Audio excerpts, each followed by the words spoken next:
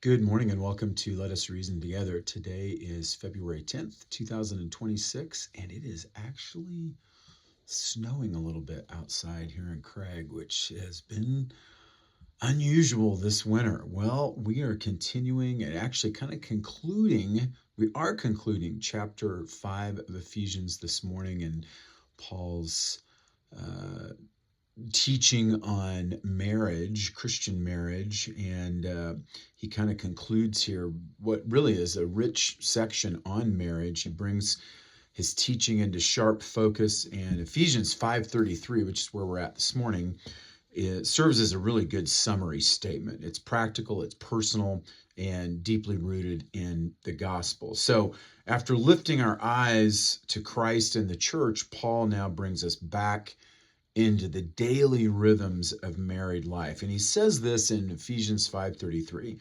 Nevertheless, each individual among you also is to love his own wife even as himself, and the wife must see to it that she respects her husband. Well, the first thing Paul has is a call here to personal responsibility. He says at the beginning of verse 33, nevertheless, each individual among you. Paul addresses marriage one person at a time. Obedience in marriage is never conditional on the faithfulness of the other spouse. Each husband and wife stands accountable before God. This protects marriage from a transactional mindset, which I think is, and I believe is so prevalent in our culture today. Obedience is rendered to Christ. It's not negotiated between a husband and wife. Then Paul defines love for husbands. He continues, is to love his own wife even as himself. This echoes Paul's earlier teaching and reinforces the central command to husbands. Love here is consistent, self-giving, and intentional. In other words, it's a decision. It's not emotional. The standard is Christ-like love, not sentimental alone, but action that seeks the good of one's wife. This love flows from grace, not personality or circumstance. Paul then concludes and he defines respect for wives, and the wife must see to it that she respects her husband. Now, respect here speaks of honor, affirmation, and trust in God's design.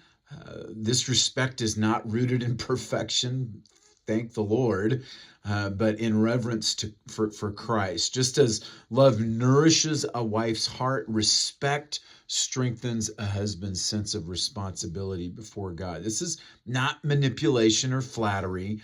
It is a spirit-enabled posture of honor.